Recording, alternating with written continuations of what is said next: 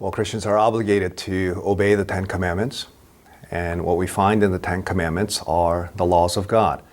And what we find in Jesus' interpretation in the Sermon on the Mount is that the standards of the law are much higher than we had assumed.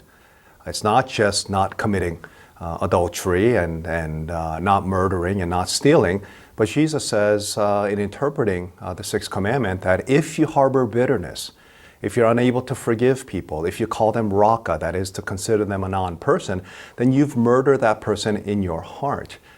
He also says that if you lust in your heart, not merely engaging in the act of adultery, but if you lust in your heart, then you're breaking the seventh commandment. And if you're being greedy or if you're materialistic and you're not radically generous. So Jesus raises the awareness of the commandments to the highest level. And we also find from Luther's writings when he says that you cannot break the rest of the commandments without first breaking the first one.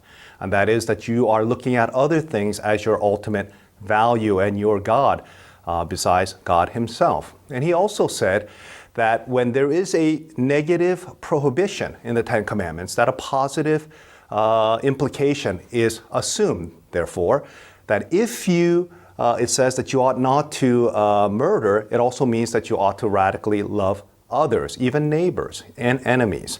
And when it says that you ought not to commit adultery, the assumption is that you're supposed to be faithful to your wife or to your husband, or to recognize sexuality as something that is beautiful gift from God. And therefore you ought, if you're in a marriage relationship, to recognize that it is a covenantal commitment between a man and a woman. And when it says that you ought not to steal, the understanding is that you ought to be radically generous.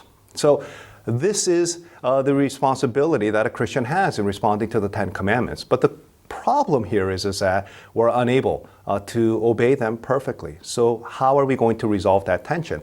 Well, Jesus Christ, who is the second Adam, who is the true Israel, who is that individual, divine corporate head and representative, who has come to fulfill the obligations of the law perfectly in himself, that obedience and righteousness now gets imputed into our lives, and therefore giving us the ability to be able to obey the obligations and the demands of the law. Even when we don't obey them perfectly, we know that we are not going to be crushed by the law, and we will have confidence in the desire to obey the law of God because we know that Jesus Christ has fulfilled those requirements perfectly for us, and therefore that we can do it without fear, that we will not receive the favor from God through our disobedience or lack of obeying perfectly, but we know that Jesus Christ has accomplished all these things, fulfilling the requirements of the law perfectly for us.